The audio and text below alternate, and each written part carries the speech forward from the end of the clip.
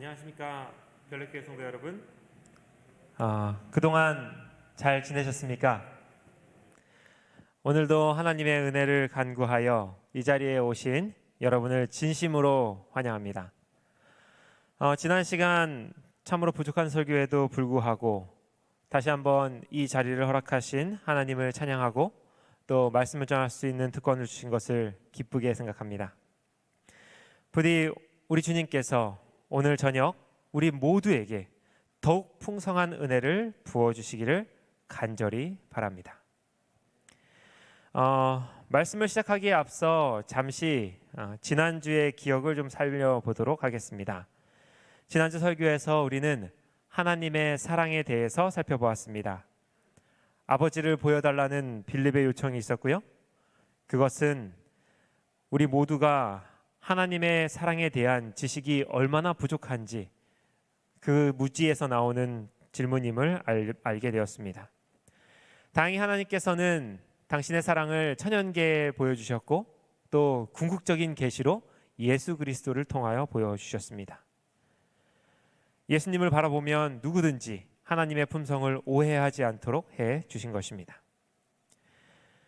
이것이 지난 설교의 전체 내용이었습니다. 지난 시간 어떤 분께서 눈치를 채시고 저한테 이야기를 해주셨어요. 생애빛 1장을 잘 설교해 주셔서 감사합니다 이렇게 보내주셨습니다. 맞습니다. 저는 지금 생애빛을 1장, 2장 이렇게 설교해 나가고 있는 중입니다. 지난주에 특별히 소개해드리지 않았지만 지난주는 생애빛 1장 인류를 위한 하나님의 사랑에 나오는 곳에 있는 내용들을 가지고 여러분과 함께 은혜를 나눴고요. 그럼 오늘 설교는 생애빛 몇 장일까요? 네, 2장입니다. 죄인에게 필요한 그리스도에 나오는 내용으로 여러분과 함께 은혜를 나누고자 합니다. 2023년 제가 화요일 설교의 주제로 선택한 것은 바로 이 생애빛입니다. 그래서 총 제목을 붙인다면 Step to Christ, 예수님께로 가는 단계들이라고 하는 제목을 가질 수 있을 것입니다. 부디 이 한 해 저와 함께 우리 모두가 예수님께 몇 발자국이라도 더 가까이 다가갈 수 있기를 간절히 바랍니다. 오늘 이 생애빛 2장을 다룬 설교의 제목은요, 무서워하지 않겠어요 라고 하는 제목입니다. 먼저 오늘 본문을 좀 보시겠습니다. 누가복음 5장 10절입니다. 누가복음 5장 10절에는요 성경절이 하나 나오는데요, 제가 읽도록 하겠습니다. 무서워하지 말라, 이제 후로는 내가 사람을 취하리라 하시니. 굉장히 앞뒤를 다 잘라서요 아주 가운데 부분만 이제 실은 내용입니다. 여러분, 오늘 이 본문의 장소는요 갈릴리 호수 가장 깊은 곳, 그 위에 떠 있는 고깃배 안입니다. 이 사건은 성경에 2번 기록된 만선의 기록 중 그 중에 첫 번째 기록입니다. 또한 이 순간은 예수님의 공생애가 1년 반이 지난 상황이었습니다. 또 이 대화는 예수님과 베드로의 대화 중에 예수님이 베드로에게 하신 말씀입니다. 아마 여기 계신 분들 중에는 오늘 본문의 배경과 상황에 대해서 파악이 어느 정도 됐다면 이 베드로에게 예수님이 건네신 말씀이 뭔가 이상하다고 느끼실 수 있을 겁니다. 무서워하지 말라. 여러분, 베드로는 왜 예수님을 무서워하는 중에 있습니까? 여러분, 베드로가 누구죠?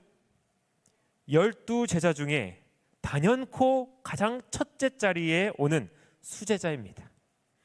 그는 제자들 중에서 가장 용감한 사람이었습니다. 예수님이 물 위를 걸었던 이야기 마태복음 14장을 기억해 보십시오. 제자들은 풍랑이 거세게 치는 그 상황에서도 두려워하였고 또 그 물 위를 걸어오는 예수님을 유령이라고 생각하여 또 두려워했습니다. 그런데 베드로는 감히 그 상황에서 풍랑이 있는 그 바다를 향해 걷겠다고 나섰으며 실제로 걷기까지 한 아주 용감한 제자였습니다. 또한 그는 예수님의 열렬한 지지자였습니다. 마태복음 26장에서 예수님이 잡혀가기 직전에 베드로가 춤 안에 있는 칼을 꺼내요. 대제사장의 종 말고의 귀를 싹둑 자른 일이 있었습니다. 여러분, 그냥 충동적으로 한 일이라고 우리가 볼 수도 있겠지만 폭도들에게 둘러싸인 상태에서 그렇게 칼을 꺼낸다는 것은 예수님을 위해서 자신의 목숨을 바치겠다고 하는 그런 그의 행동이었습니다. 그뿐만이 아니죠. 그는 예수님으로부터 가장 큰 칭찬을 들었던 인물이기도 합니다. 마태복음 16장을 기억해 보십시오. 그곳에는 이런 대화가 오고 갔습니다. 예수님께서 물어보셨죠. 너희는 나를 누구라고 하느냐? 그럴 때 베드로가 대답합니다. 다른 모든 제자들은 예수님의 마음을 흡족하게 할 수 있는 대답을 하지 못했어요. 베드로만이 이렇게 말합니다. 주는 그리스도시요 살아계신 하나님의 아들이시니이다. 이때 주님께서 크게 기뻐하셨습니다. 그리고 바요나 시몬아 내가 복이 있도다. 다른 제자들에게는 한 번도 하시지 않은 말씀을 베드로에게 하셨어요. 심지어는 그 말씀 뒤에 천국 열쇠를 내게 주겠다라고 하시는 말씀도 덧붙이셨습니다. 이처럼 베드로는 용감하고 충성되고 또 진실한 제자였습니다. 여러분 오죽하면 저 천주교 높이 들린 교황이 스스로가 뭐라고 합니까? 자신이 베드로로부터 이 교회의 권세를 물려받았다고 하지 않겠습니까? 그런데 이런 베드로에게 오늘 주님이 하셨던 말씀, 베드로야 무서워하지 마라. 너 걱정하지 마라. 나를 두렵다고 생각하지 말아라 라고 한 것입니다. 다시 한번 말하자면 참으로 이상한 대화입니다. 베드로가 예수님을 무서워하다니 말입니다. 여러분 그가 혹시 무엇인가 잘못한 것은 아닐까요? 예수님의 말씀에 순종하지 않은 죄가 드러났기 때문에 그가 무릎을 꿇었습니까? 혹시 이날 그물을 오른쪽에 내리라고 그랬는데 왼쪽에 내렸던 것은 아닐까요?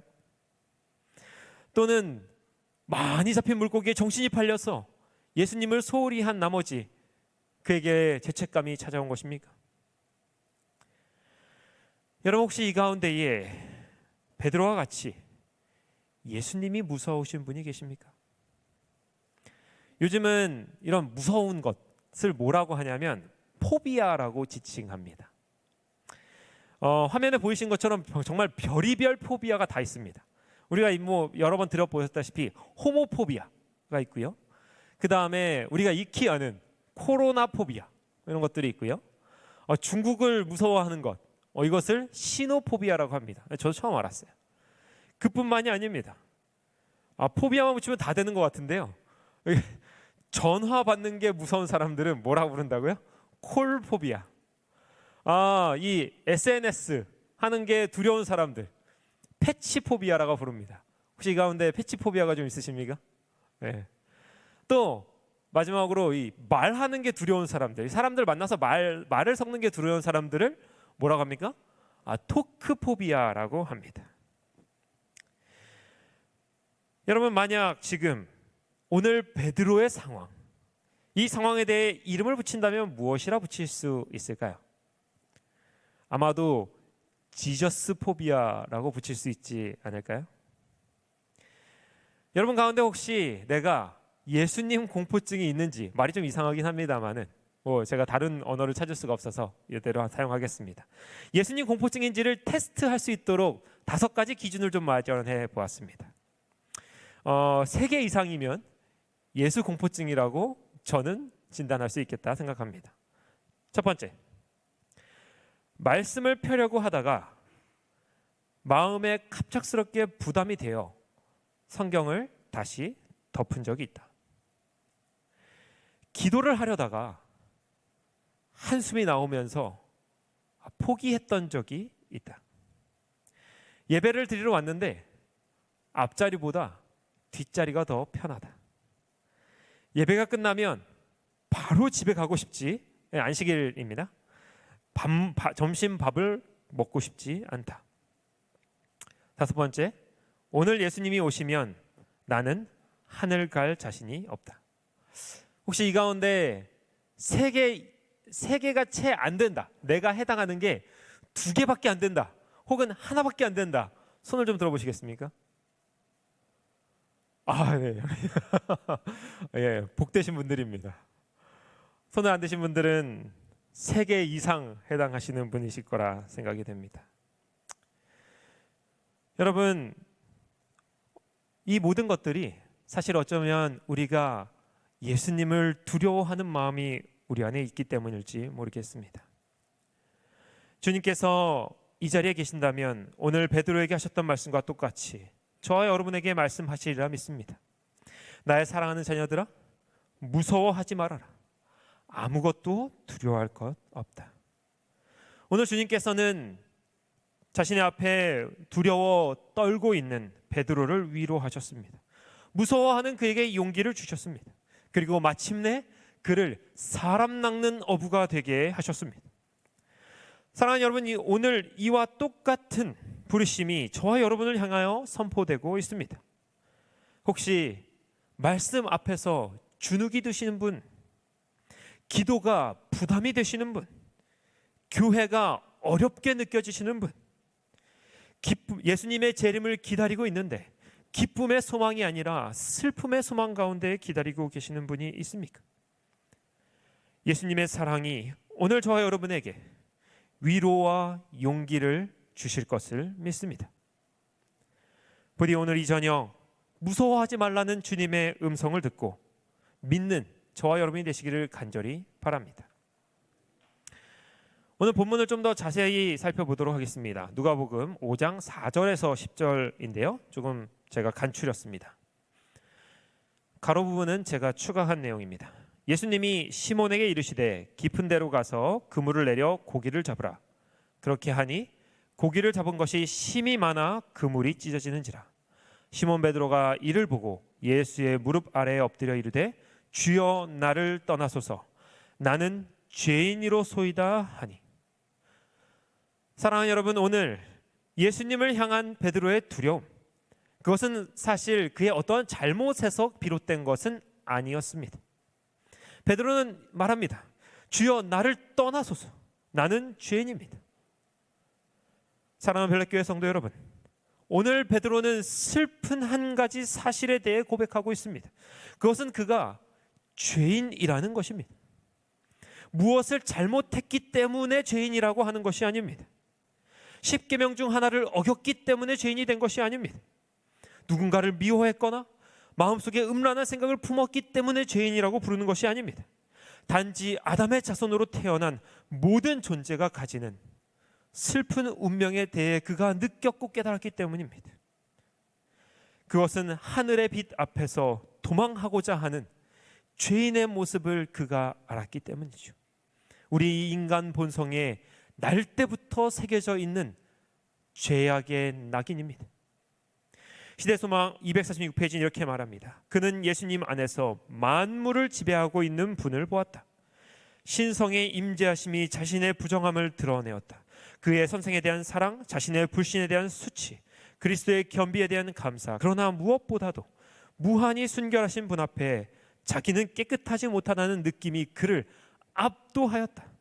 그의 동료들이 그물 속에 든 고기를 거두어 들이는 동안 베드로는 구주의 발 아래 엎드려서 주여 나를 떠나소서 나는 죄인으로소이다라고 부르짖었다. 사랑하는 여러분, 이 일을 어쩌면 좋습니까?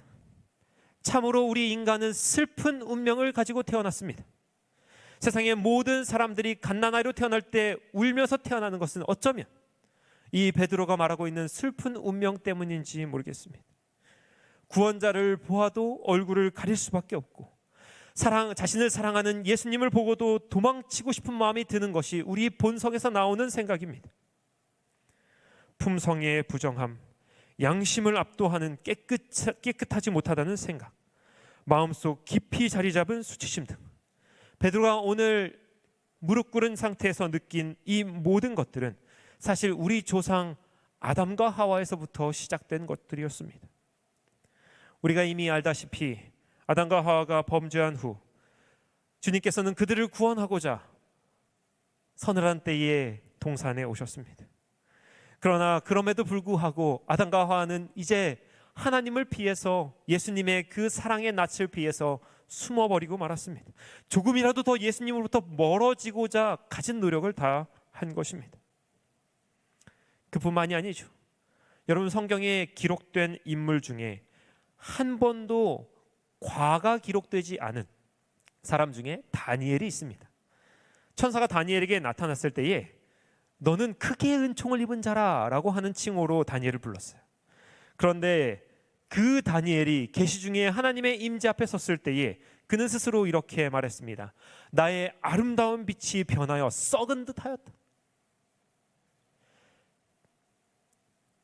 베드로나 다니엘의 경험을 한 사람 중에 또 한 사람 이사야 선지자가 있었습니다. 이스라엘의 구원을 위해 사람을 찾는 하나님의 부르심에 분연히 일어난 사람이었죠. 용기와 믿음의 사람이었습니다. 그런데 그가 보좌에 앉으신 하나님의 영광을 보고 이렇게 부르짖을 수밖에 없었습니다. 화로다 나여 망하게 되었도다. 나는 입술이 부정한 사람이요 나는 입술이 부정한 백성 중에 거주하면서 만군의 여호와이신 왕을 배웠습니다. 사랑하는 여러분, 예수님 앞에 서는 모든 사람은 바로 이와 같은 동일한 경험을 하게 됩니다. 그분께 가까이 가면 갈수록 우리의 죄인으로서의 그 한계와 죄책과 그리고 죽을 운명이 명확해져 버리는 것입니다. 오늘 재림교회 성경 주석은 오늘 말씀 누가복음 5장 8절에 대해서 이렇게 주석합니다. 무가치함에 대한 자각은 베드로가 느낀 것이라는 겁니다. 예수님 앞에서 그가 느낀 마음은 무가치함에 대한 자각이었습니다. 하나님이 성령을 통하여 삶과 성품을 바꾸는 일을 시작할 때 사람들의 마음 가운데 생기는 몇 번째 반응입니까? 첫 번째 반응이다. 여러분, 성령께서 사람의 마음에 일으키는 가장 첫 번째 반응이 바로 자각시켜주는 것입니다. 자각, 알게 된다는 것입니다. 오늘 베드로에게 일어난 부분이 바로 이것입니다. 다니엘과 이사야가 깨달은 부분도 이것입니다. 여러분, 죄가 참으로 무서운 이유가 여러 가지가 있어요. 그 중에 가장 무섭다고 생각하는 이유는, 제가 무섭다고 생각하는 이유는 바로 무감각한 것입니다. 성경의 수많은 이야기들을 읽어보십시오. 죄의 무감각한 가운데서 파생되는 여러 가지 비극입니다. 어떤 행동을 하는데 이 행동이 죄인지 아닌지 모르고 그냥 합니다. 항상 행동을 하고 나서 비극이 찾아오고 하나님의 질책이 찾아올 때에 비로소 깨닫습니다. 아, 이게 죄구나. 여러분, 우리의 삶도 마찬가지인 것입니다. 성령께서 우리의 마음속에 말씀하여 주시지 않으면, 죄를 깨닫게 하여 주지 않으면 우리는 죄에 대해서 알 방법이 없습니다. 예수 그리스도께 다가갈 때에, 우리가 새로운 사람이 될 때에 가장 첫 번째로 일어나야 되는 것이 바로 내가 죄인이구나 하는 이 자각입니다. 그런데 참으로 문제가 있습니다. 이 시대를 계시록은 라오디게아 교회 시대라고 하죠. 계시록 3장 17절에 이런 말씀이 있습니다. 내가 말하기를 나는 부자라 부요하여 부족한 것이 없다 하나 내 곤고한 것과 가련한 것과 가난한 것과 눈먼 것과 벌거벗은 것을 뭐하지 못하는도다? 알지 못하는도다. 예수님께서 라오디게아 교회에게 보내는 편지입니다. 지금 저와 여러분에게 보내는 편지인 것입니다. 무엇이 문제입니까? 알지 못하는 게 문제입니다. 자각하지 못하는 것입니다. 자신이 옷을 입지 않고 있는데 피부가 제대로 된 신호를 보내주지 않고 있는 것입니다. 눈은 멀었는데 보고 있다고 생각하고, 곤고한 중에 있는데 편하다고 생각하는 것입니다. 남들 보기에 참으로 가련한데 잘 산다고 생각하고, 아무것도 가진 것이 없는데 부자라고 말하는 것입니다. 왜 이런 상황이 되었을까요?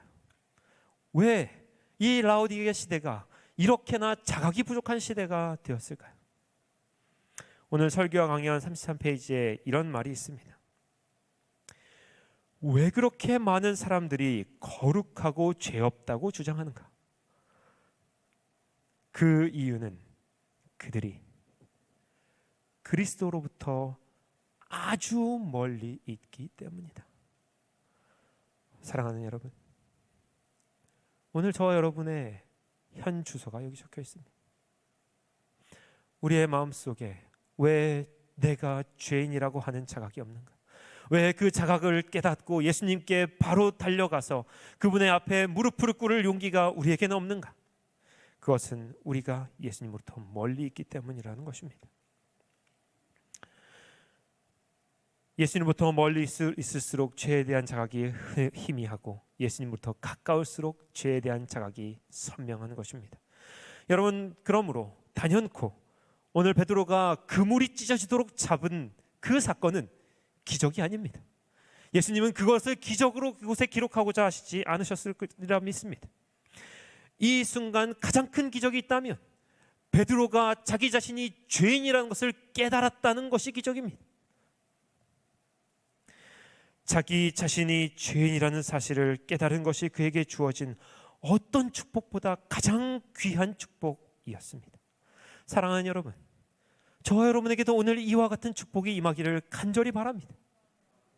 주님께서 우리들에게 베드로에게 주신 것처럼 두 배가 가라앉을 만큼의 산더미 같은 물고기, 커다란 금전적인 이득을 주는 것이 아니라 우리 스스로가 얼마나 큰 죄인인지 그 마음속 깊이 깨닫게 되는, 그래서 거듭날 수 있게 되는 첫 단계를 꿰 수 있는 그 일이 저와 여러분에게 일어나기를 간절히 바랍니다. 이러한 죄에 대한 자각이 우리의 마음속에 지금 일어나고 있는지 모릅니다. 아까 제가 같은 질문에 여러분께서 감히 손을 못 드셨던 것들은 아마도 그런 이유 때문일 것입니다.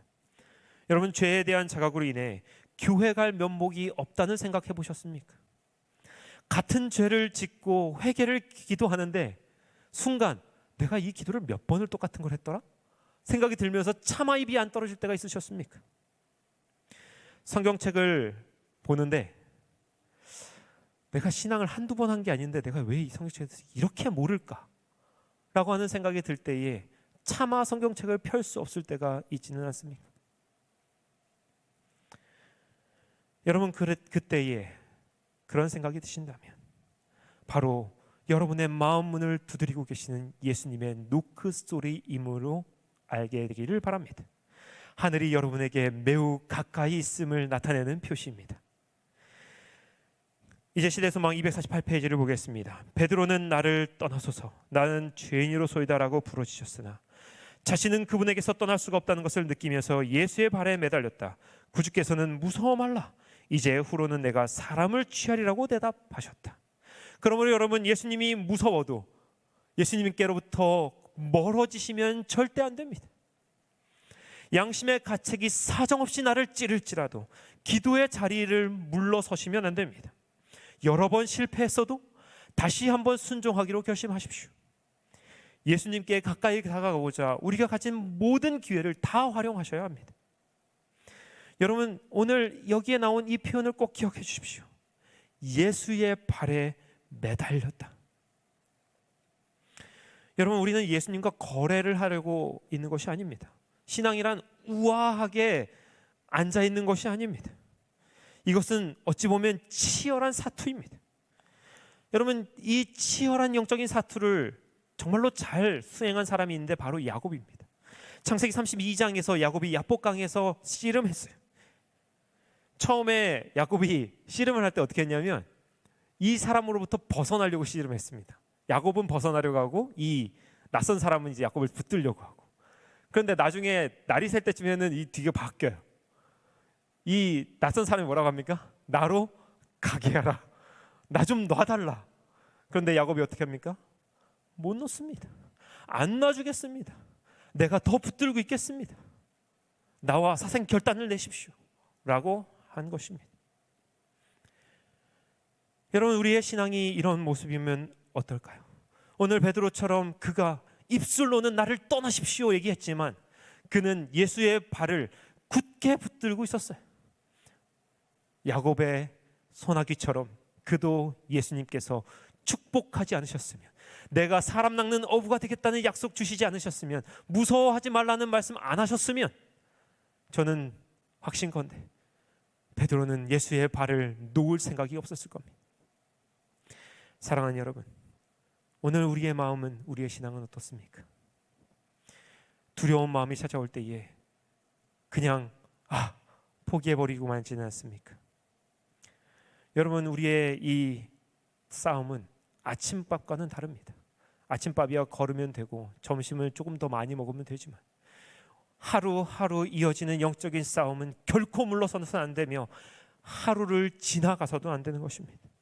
그럭저럭 버틸 만해. 나중에 하면 되지. 하루 종일 예수님과는 아무 상관없이 살았어도 아무런 다름을 못 느낀다면 여러분, 저와 여러분의 삶에는 큰 문제가 있는 것입니다. 마지막입니다. 생애빛 36쪽입니다. 오직 위로부터 온 새 생명, 곧 우리 안에서 역사하시는 능력이 우리를 죄 있는 상태에서 거룩한 상태로 변화시킬 수 있다. 그 힘은 그리스도시라. 여러분, 아멘으로 화답해 주시지 않으시겠습니까? 그 힘은 그리스도시다. 그분의 은혜만이 우리의 죽은 영혼에 새 생명을 가져다 줄 수 있고 우리를 하나님과 거룩함으로 이끌 수 있다. 여러분, 하늘에 적함받은 사람으로 두려움을 씻어내 주실 분은 오직 그리스도뿐이십니다. 다른 것은 아무런 소용이 없음을 명심하십시오. 다른 것으로 노력해봤자 헛수고입니다. 오직 예수님만을 통해서 하나님을 향한 두려움, 공포를 해결할 수 있게 됩니다. 여러분, 우리의 두려움의 방향이 참으로 바뀌게 되기를 간절히 바랍니다. 예수님께 가까이 가는 것을 두려워하는 것이 아니라 예수님께서 멀어지는 것을 두려워하는 별내교회 저와 여러분이 되시기를 간절히 바랍니다. 오늘 이후로 예수님을 두려워하는 것에서 벗어나 예수님을 사모하는 마음을 갖게 되시기를 간절히 바라면서 오늘 말씀을 마치도록 하겠습니다.